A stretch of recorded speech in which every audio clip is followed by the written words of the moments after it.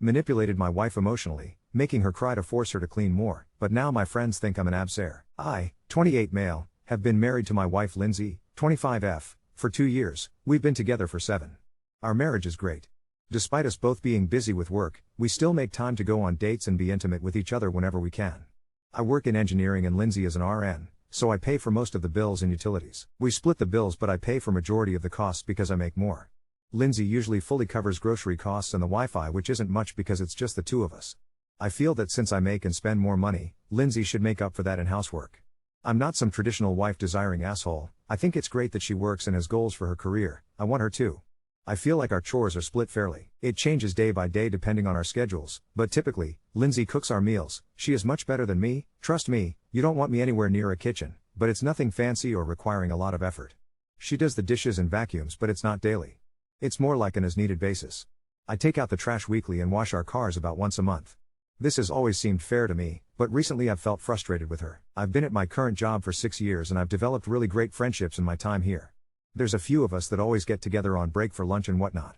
One of my coworkers, John, 35M, has been married to his wife Claire for about 10 years if my memory serves correctly.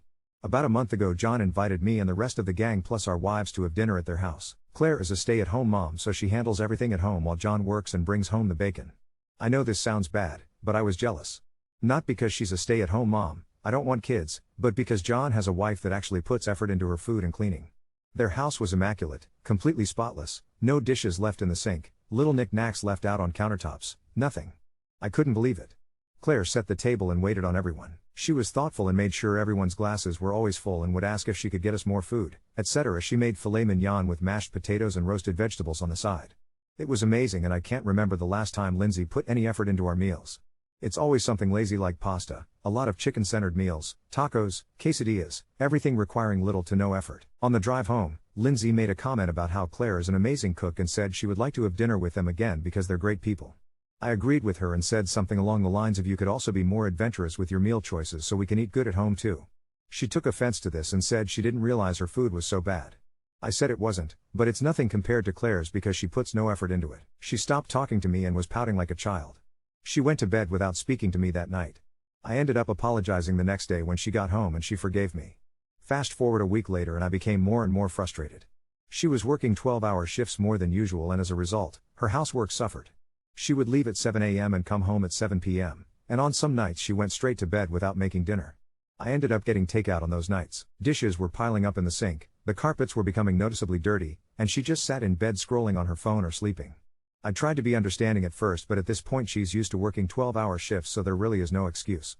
I ended up having a talk with her and was brutally honest.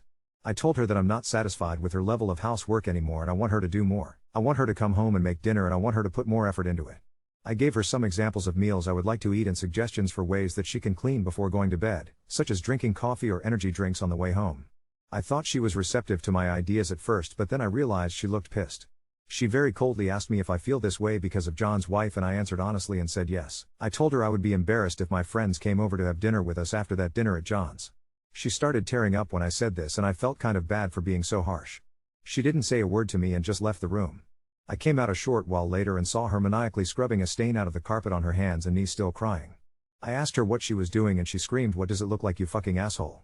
The stain she was scrubbing was pretty much gone, but she continued for what felt like hours. I started feeling sorry for pushing her to that point, but then I remembered something that could work out great for me or go horribly wrong. When she was in high school, she was Baker acted, I will not disclose details out of respect, and was in a psych ward. She told me she used to neglect herself when she felt really depressed, but after being in the ward, she obsessively cleans when she feels depressed or overwhelmed, because of the habits they drilled into her. I almost felt like a DC villain because of the huge smirk that crept on my face. So, the next night she got home at 7 p.m. I told her I had something to confess to her and she looked petrified. I told her I was sorry, but I watched porn while she was at work because I was lonely. She ended up throwing up from crying so much, but just as I thought, she started cleaning. She washed all the dishes by hand instead of using the dishwasher. She dusted everything, every fan, every TV screen, every shelf. I didn't want it to be too obvious, so I started limiting this trick to 4x a week max. Skip to present day, I made a joke at lunch with my coworkers about how I trained my wife to love cleaning. Everyone was laughing and asked for the secret, so I said all I have to do is make her cry and she can't wait to clean. Daniel asked me what I mean, and I told him about how her response to being upset is to clean, so I've been upsetting her on purpose. Everyone was silent while I was still laughing. Adam asked why in a very unamused tone. I spilled the beans about how Claire made me realize how unmotivated my wife is and I wish Lindsay was more like her. The rest of lunch was pretty awkward and I felt like I made everyone uncomfortable. I ended up texting John to ask if I did something wrong because he didn't come by my station before leaving like he usually does. He told me he felt really weird about the way I was treating my wife and idealizing his. He told me I was being an asshole and emotionally abusing her when I should just communicate. I argued against this because I did communicate. I told her exactly what I wanted from her and all she did was make excuses about being tired from work and needing sleep. She even suggested that I should clean more if the state of the house bothers me so much and that I should learn how to cook before criticizing her. We wouldn't be able to afford the house we live in if it weren't for me. The lifestyle we live is because of me, so why can't she just show appreciation by cleaning and cooking better meals? It's been 3 days now and I am now sitting alone at lunch. When I sit with my usual group everyone stops talking. I feel like I really fucked up and want to make things right with my friends, but at the same time I feel like what I'm doing is okay because it's not for no reason. She's actually cleaning more and I'm so proud of her. Am I the asshole because I want to keep doing it? Edit, I understand that I'm the asshole now and no, this is not fake. Sorry to deprive you of that comfort. It's impossible not to recognize something is wrong with you when a good 80% of the comments are calling it fake or hoping it is. I understand now that I mentally abused my wife and I do want to fix it. Thank you to the 2 people who actually took the time to offer constructive feedback and advice. As much as I hate the thought I'm going to seek out a professional. It isn't possible for everyone to be wrong and I'm right, even though that's what my brain is telling me. I know something is wrong with me even though my brain is saying there isn't. Thank you all for helping me realize it. Update 1. I dropped out of individual therapy after 2 sessions. My therapist was more interested in my childhood than giving me actual advice, but stuck with couples therapy. I tried, I really did. The therapist and my wife would gang up on me. The therapist changed my wife a lot. She went from being kind and soft-spoken to rude and brazen. She would snap on me for absolutely nothing and constantly bring up things I've done in the past to use against me in an argument to try and make me submit. Remember how my wife is an RN? Yeah, well she was cheating on me with some unpleasant person working the same shifts as her. She confessed to that in therapy and said if I could forgive her she could forgive all the things I've done. Nothing I have ever done has been close to this. I have never cheated. Vows mean nothing apparently. She also shared a lot of things she never told me, like her last grandparent passing away. In her words, he wouldn't care. Yes, I would have if she told me. She had no reason not to. I wouldn't have been so harsh about the housework if I knew she was grieving, but no, go ahead please, don't tell me anything and then use it against me later because that makes sense. I thought couple therapists were supposed to be neutral. Isn't their entire purpose bringing couples together and helping them understand each other? Since when do they call their clients manipulative? How is that allowed? Anyways, back to the BTCH. Wife, I can't forgive a cheater. She is staying with her parents for now as we are separated. I don't want her back in my house. It makes sense now why she didn't want to have sex anymore. We stopped going on dates. Our intimacy suffered. All because she cheated. Therapy was a waste of time and money, but I guess it was worth it in the end because I learned what kind of person she really is. She disgusts me. I did not want therapy but I tried my best for her and to change. That is clearly not what she wanted because she cheated. I learned this information last month and I have finally come to terms with it. As for my friends, I'm still cool with a few of them. Others clearly look down on me so I don't interact with them anymore, but we don't eat lunch together anymore. I sit elsewhere now and it's not too bad honestly. I'm meeting new people. I wasn't planning on coming back here, but honestly, I just need somewhere to put this down. Everything's changed more than I ever expected it would. To say this last month has been insane would be an understatement. First off, Lindsay officially moved out last week.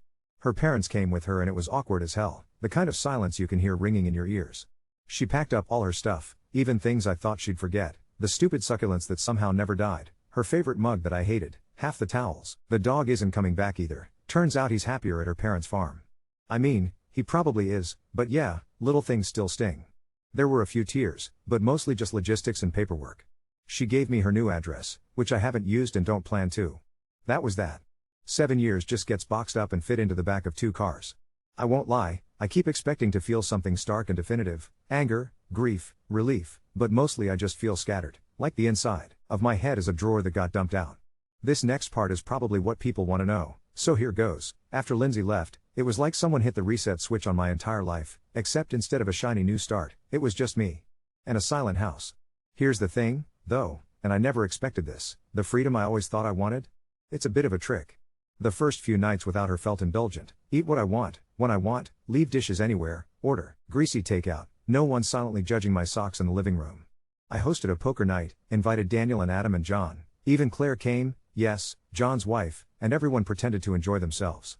But really, I could feel them tiptoeing, careful with me, careful with each other. They left early. There wasn't a trace of warmth in the empty house afterward. So I started filling my time.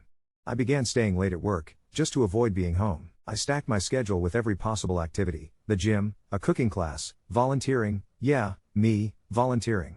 The cooking class was John's idea. He suggested it after one too many jokes about my culinary skills, or lack thereof. Funny how the thing that first bugged me about Lindsay became my escape route this time.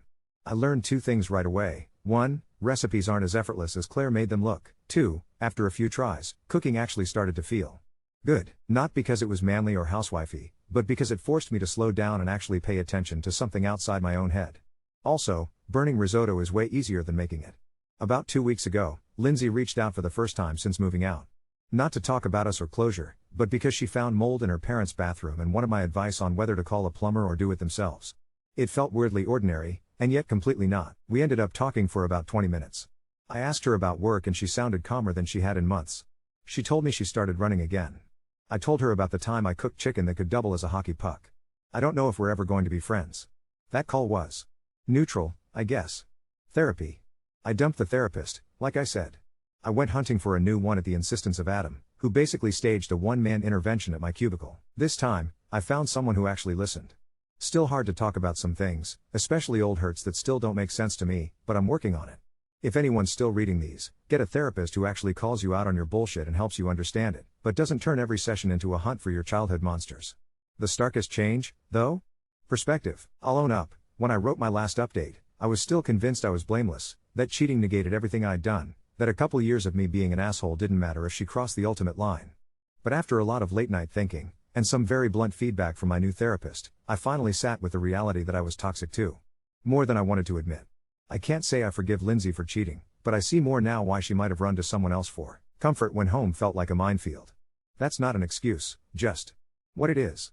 There was one wild night about a week ago. John and Claire invited the old group, minus Lindsay, which still feels weird, for another dinner. John was nervous, I could tell, but he told me up front he wanted to clear the air. At that dinner, I finally apologized to everyone for the train my wife to clean joke, and what I did to Lindsay. I didn't script it, just blurted it out when the time felt right. Dead silence. Then Claire, of all people, said, "Everyone screws up, but not everyone admits it. Now, eat your veggies, and pass me a dish like nothing ever happened." It wasn't a hug or a full pardon, but the tension faded. John and Adam have started talking to me more.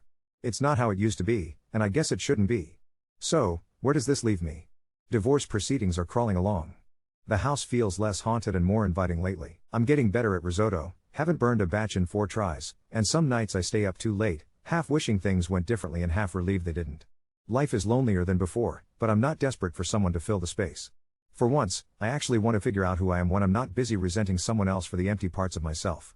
If I end up in another relationship, I want it to be with both eyes open, and a kitchen full of the right kind of mess. Another update, because it's actually insane how quickly things keep moving, and maybe putting this here helps me see the bigger picture, or at least document the weird, zigzaggy process of unlearning, screwing up, and trying to do a little better. So, 2 nights after the last dinner at John and Claire's, yes, we're okay, but it's a work in progress. I got home from my evening cooking class, head still full of ways not to butcher garlic, and found a business envelope tucked into the doorframe. At first, I figured it was more legal junk, but it wasn't. Lindsay's mom had written me a letter. Yeah. Lindsay's mom. I haven't spoken directly to her since the separation, never mind since Lindsay moved out, and I opened it thinking maybe it'd be a list of stuff I forgot to pack, or maybe a bill I owed from some family event. Instead, it was 4 pages long, handwritten in this careful, looping script you only see from someone who grew up writing everything out. She told me, in detail, about Lindsay's first few weeks back home, her exhaustion, her guilt, her stress from work, and even her therapy sessions. No details, just that they're continuing. But this wasn't a shame on you kind of letter. It was unbelievably honest. She told me how hard it was to see her daughter breaking apart, picking up pieces. And she told me, point blank, that as much as she carried anger at me for my role in Lindsay's pain, this wasn't about picking a side, it was about facing the truth and making amends where you could. Don't try to fix anyone unless you've figured out what broken part you're holding yourself. That line stuck with me for days. Lindsay's mom also mentioned Lindsay applied for, and got, a new position at her hospital. She'll be working in pediatric oncology nursing, which is pretty much the most difficult line you could work in that field, emotionally. Apparently, she's been handling it all with a kind of energy her mom hasn't seen in years. For a minute, I just sat on the couch, reading and rereading parts, realizing how, in the middle of our Cold War and the battlegrounds of split laundry and Netflix accounts and who gets the dog, life actually keeps happening outside my tiny perspective. I didn't respond right away. Still haven't. Maybe someday, just to say, I hear you. Or maybe it would be more honest to leave it alone and actually change. But Lindsay? She's very seriously not coming back. And I don't blame her. I got the signed divorce agreement yesterday. There was a note paperclip to the front, just a simple wish you well, L. For what it's worth, it felt respectful. Like two people putting down weapons, not waving flags. Now, about me, something wild happened this Sunday that forced me to face myself in a way not even therapy or divorce paperwork had. Out of boredom and, I hate to admit, to fill the loneliness, I finally accepted that invitation from the cooking instructor to go to a weekend meetup class in the city, a blended class, everyone brings someone close. I brought nobody, obviously. The instructor, her name's Molly, 40s, sharp as glass and doesn't take shit from anyone, paired me with the only other stray, a guy named Sergio, who, I soon learned, also just got dumped. We beat eggs and chopped bell peppers while commiserating. Sergio cracked a joke about guys growing up too late, and it was so on the nose it made me laugh for real. He said, most men become who they're supposed to be 10 years after they lose what they thought was rightfully theirs. I'd never heard it framed that way, but damn if it didn't fit my life. That class ended up being intense. Not because of feelings, because actually for the first time, I seriously enjoyed cooking. Failures and all. There was a point, after my fourth botched omelet, where Molly just sighed and stepped back and said, it's not about perfection, it's about showing you care, enough to keep trying. I about lost it. Because, that was the entire failing of my marriage. I wanted results, not effort. Scoreboards, not process. Since then, I keep remembering all the stuff in my resentment ledger about Lindsay, how I used to judge how tired she acted, how few fancy meals she made, how messy she let things get on long weeks. It's embarrassing. I stood there looking for gratitude for how hard I worked, but I never actually noticed her giving everything she had and more, just to keep afloat. I look at my own kitchen now, 3 weeks in, and I still fail at most new recipes, but God, it feels different when effort itself is the muscle I'm growing now. Meanwhile, work has gotten weird in a good way. John and I finally had a real one-on-one talk, no sidestepping it this time. I told him the parts I was embarrassed by. The parts that hurt. The not-so-funny attempts at jokes. He didn't lecture, just nodded and said, I knew you could get there if you actually shut up and listened for a minute. It felt deserved. I asked if things could ever go back to the way they were, and he said probably not, but maybe they'd be better. More honest, less superficial. That's a win in my book. I'm rebuilding. Adam and Daniel came by last night with beer, and Adam straight up told me he respected the changes, not the remorse talk, but seeing me do the work, apologizing, helping people at the office instead of griping, actually volunteering, still blows my mind. I even ran into Claire at the grocery store and didn't feel like a handful of broken eggs for the first time. There's something else too, I'm not sure what's next. I don't crave another relationship just now, I'm not trying to win at bitterness or prove anything by moving on first. But I do want to build some version of a life where I'm not grabbing at other people's effort to fill up my own failings. I want to be the kind of person who, if I ever find myself in another partnership, someone can say, he'll try with you, not at you. In a way, Lindsay's gone for good, and that's reality. There's no grand gesture reconciliation coming, and honestly I don't think there needs to be. I can wish her well, which I actually do, and not pretend I'm a good guy for doing it. I can want better for myself and for whoever comes next. I wasn't expecting to update again, but things have gotten so surreal, and unexpectedly dimensional, that it almost feels dishonest not to document the turns. Call it penance, call it catharsis, I don't know. Either way, here goes. The last few weeks have been the strangest, most revealing stretch of my life, and it feels like the universe is pointing floodlights at the shadowy spots I was most invested in ignoring. The immediate aftermath of the last update had me slow-motion spiraling, like all the pieces of my old life were still orbiting, but out of gravity. The house echoed, the fridge hummed, and I trudged through each day pretending this was the freedom I always wanted. If you'd visited, you'd notice the kitchen, once a battleground, had quietly taken center stage. Piles of takeout containers gave way to recipe printouts, burned pans, and the ghost of risotto. For the first time, I ate alone not because there was no one else, but because something inside me needed to prove I could shape a life without borrowing, begging, or breaking someone else's routines. But the biggest surprise, by far, was when Lindsay's dad showed up at my door. I thought it was a process server, or, honestly, that I'd left something vital in the chaos of our split and this was the obligatory hostile drop-off. Instead, he stood awkwardly on the stoop, cradling an old slow cooker in a Kroger bag and a battered envelope. What he said floored me. It's for you. Lindsay thought you could use it. She said not to call her, that she wishes you well. I brought it inside. The envelope held a letter, not from her, but from her grandfather, the one who'd passed. It was a handwritten story about teaching Lindsay to make bread. The recipe was on the back, with little edits in her handwriting. Don't skip the olive oil. Let it rise until you forget. It'll come out better. I sat on the kitchen floor for a long time with that letter, reading it until the ink felt fossilized in my hands. Part of me wanted to be angry, at her for not sharing these pieces of herself sooner, at myself for having never probed gently enough to earn them. But mostly, I just felt small.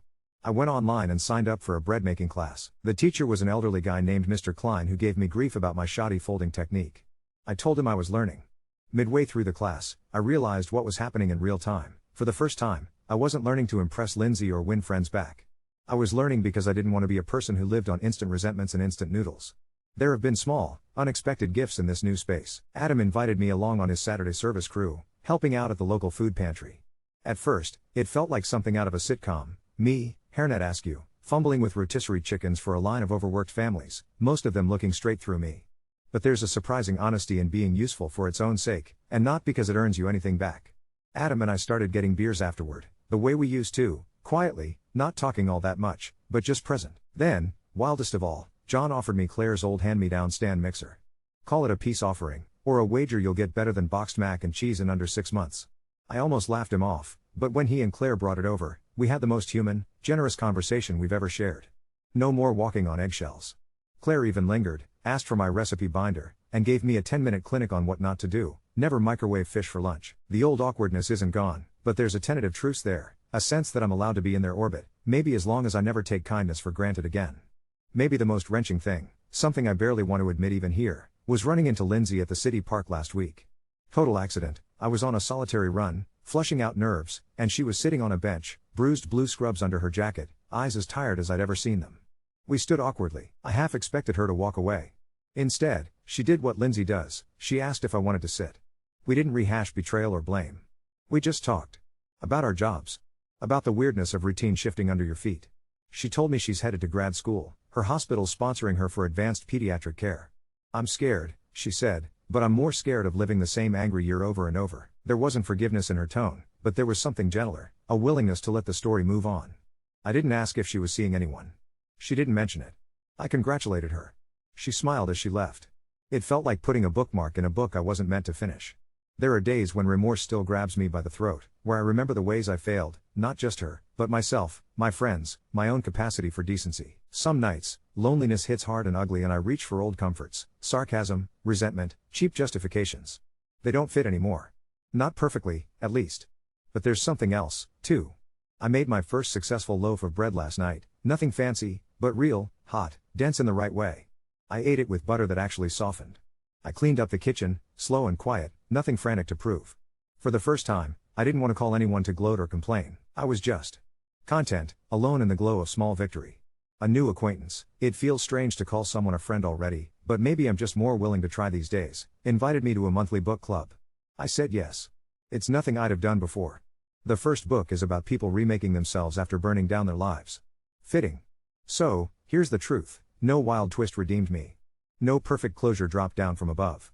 I'm still divorcing, still learning, still screwing up, but the difference now is so stark it makes me laugh sometimes. Every day, in tiny ways, I'm building something undramatic but sturdy. I'm learning how to be a person who tries, even, and especially, when no one is watching.